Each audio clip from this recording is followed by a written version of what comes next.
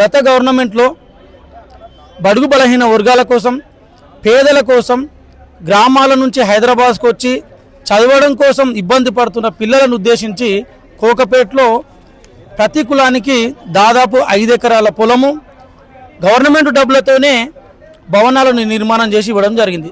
అయితే అన్ని సంఘాలలో ఉన్నటువంటి పెద్ద మనుషులమని చెప్పుకునే వాళ్ళు ఆ సంఘాలలో ఉండి గ్రామాల నుంచి వస్తున్నటువంటి తన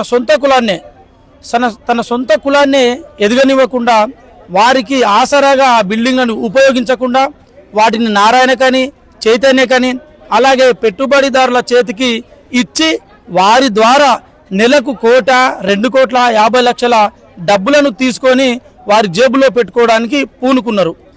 ఇది తప్పు అని ఈరోజు మారుమూల గ్రామానికి చేరే వరకు కూడా సోషల్ మీడియా ద్వారా మేము విషయాన్ని చేరవేయడం జరిగింది. దానిలో భాగంగానే ఈరోజు ప్రెస్ మీట్ నిర్వహించడం జరిగింది.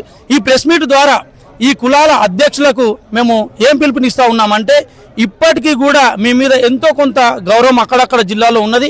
ఆ గౌరవాన్ని అన్న దయచేసి కాపాడుకోండి. మీరు ఏ విధంగా అయితే శ్రీలంకలో పోరాటం జరిగిందో, ప్రెసిడెంట్ అందరూ పారిపోయేదాకా ఏ విధంగా అయితే నేపాల్లో జంజీ ఉద్యమం వచ్చిందో, ఆ విధంగా భారతదేశంలో కులాలలో మరొక జంజీ పోరాటం రాకంటే ముందే, మీ ఇళ్ళని కొల్లగొట్టకంటే ముందే, మీ బట్టలను చింపే కంటే ముందే మీరు సర్దుకుంటే గౌరవమని, లేదా ఆ 2 దేశాలను మించిన పోరాటము ఈ తెలంగాణలో మేము చేపట్టి చూపిస్తామని పిలుపునిస్తూ ఉన్నాము. అయితే రేవంత్ సర్కార్కి యువకుల ద్వారా ఈ సబ్బండ వర్గాలైనటువంటి 41 బీసీ కులాల ద్వారా మీ గవర్నమెంట్ కూడా మేము ఒక పిలుపునిస్తూ ఉన్నాము.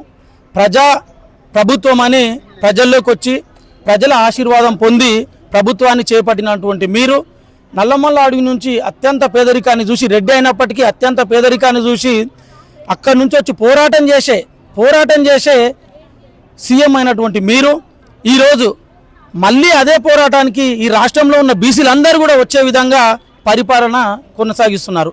ముఖ్యంగా గత ప్రభుత్వం గొప్ప ఉద్దేశంతో, మంచి ఉద్దేశంతో పేద పిల్లల ఎదుగుదల, పేదల పెళ్లిళ్ళు, పేదల్లో ఉన్నటువంటి మహిళల చైతన్యం కోసం ఆ జీవోలో క్లియర్గా ఉన్నది. అంత గొప్ప జీవోని ఇవ్వడం అనేది గొప్ప విషయం. ఆ జీవోని మీరు ప్రభుత్వం అన్నందుకైనా సరే ఆ జీవోని ఇంకా కొంత ముందుకు తీసుకొచ్చి, ఇంకా కొంత అప్డేట్ చేసి, వాళ్ళు ఇచ్చినటువంటి 7.5 లక్షలకు వాళ్ళు ఇచ్చినటువంటి 5 ఎకరాలకు ఇంకా మీరు ఆర్థికంగా ప్రోత్సహించి ఆ పేద కులాలని ముందుకు తీసుకపోతే ఇంకా కొంత ఆశీర్వాదం మీకు అందుతుంది.